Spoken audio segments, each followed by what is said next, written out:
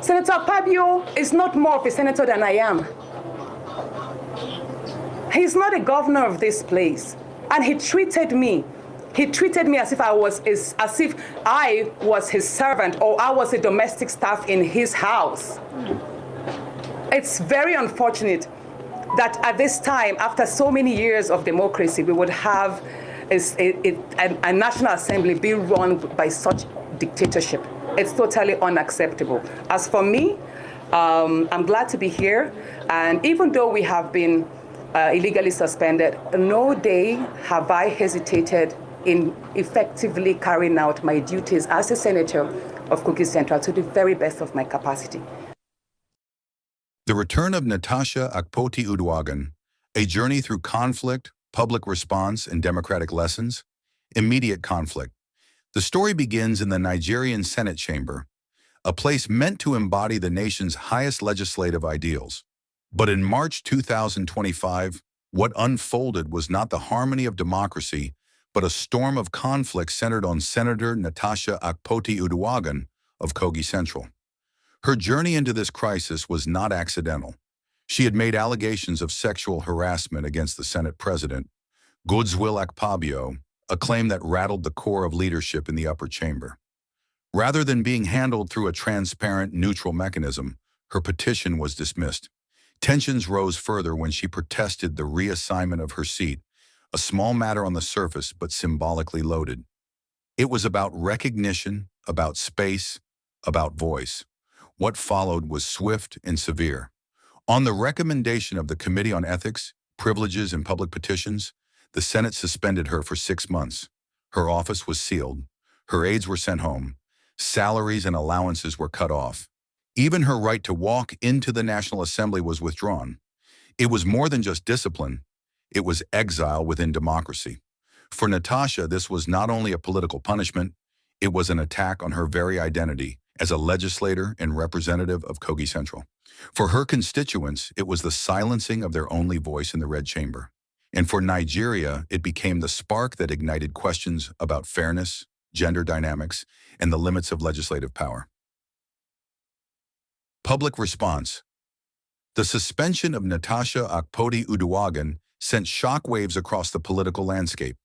In Nigeria's media houses, on radio shows, in town halls, and even on social media platforms, her case became a national conversation.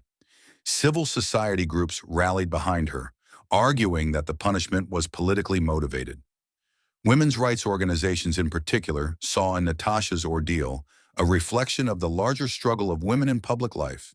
The double standards, the silencing, the institutional pushback whenever they speak up against entrenched power. Ordinary Nigerians expressed mixed emotions. Some saw her as a bold fighter standing against harassment and unfairness.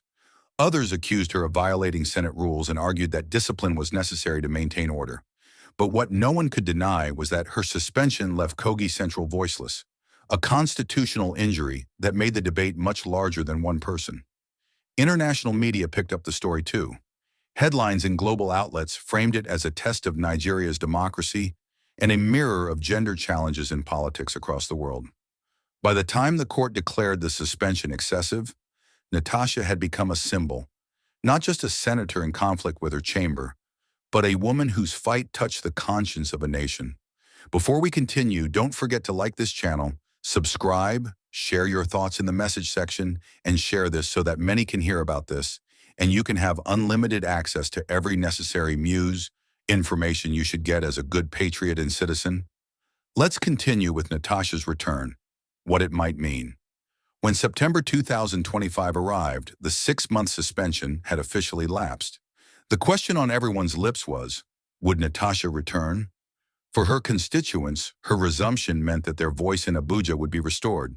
For her supporters, it meant that justice had not been fully strangled.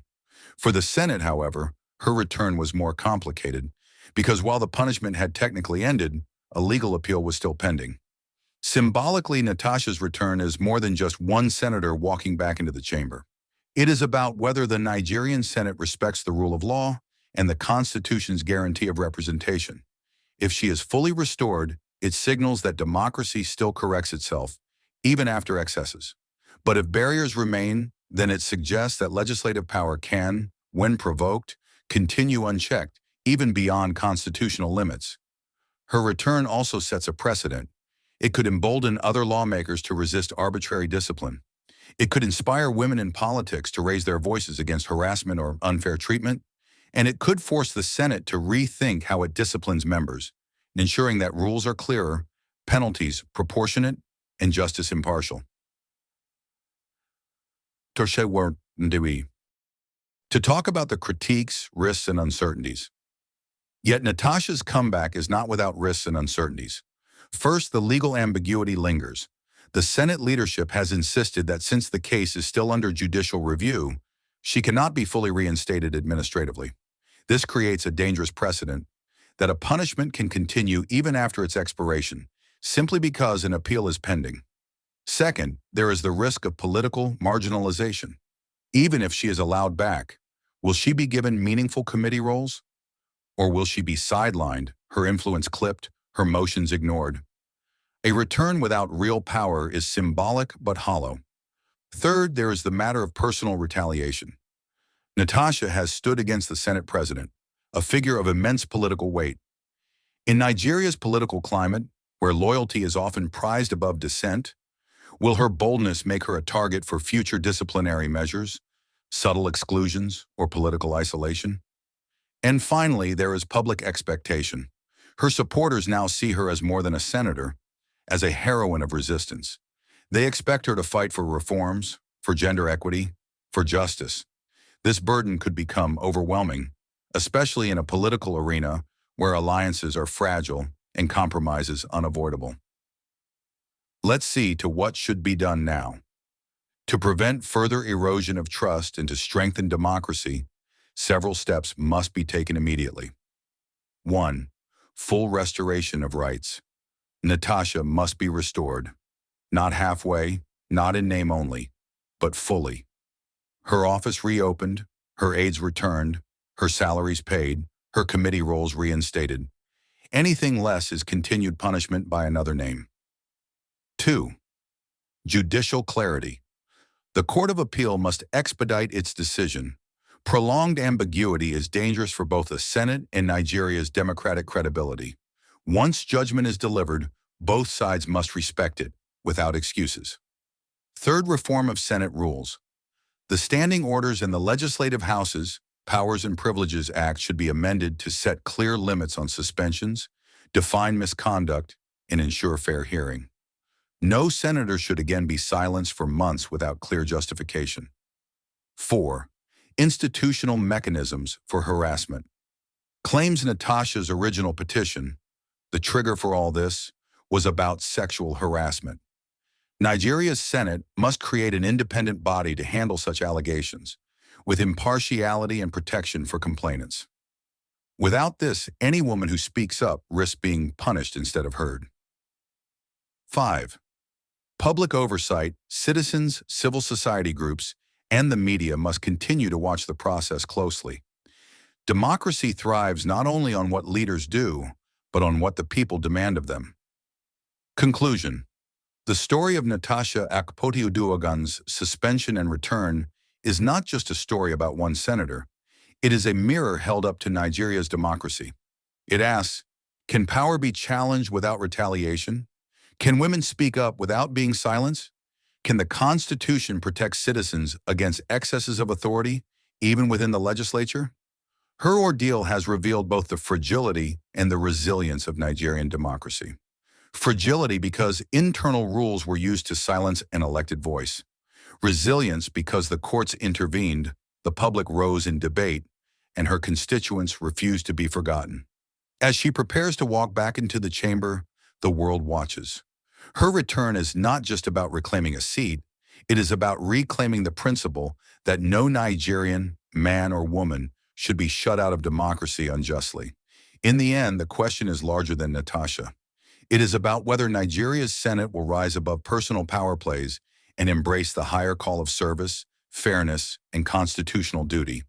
Her story will be remembered, either as the moment when the Senate corrected itself, or as the moment when its overreach scarred democracy. The choice is theirs. The lesson is ours. Don't forget to like this channel and simply subscribe. Share your thoughts in the message section and share this so that many can hear about this and you can have unlimited access to every necessary news information you should get as a good patriot and citizen. On the news, online news, that our office has been opened. I even saw a video where the clerk was opening the door to the office himself. So as at this moment, I have not been officially communicated to, because I expect an institution like the National Assembly should have some administrative procedures and processes whereby communications will be written. The last written communication we got from the clerk was that which says that we are not allowed to resume because the case is at the appeal court. He also mentioned that it was within the purview of the Senate to lift this illegal suspension that had even already expired. This was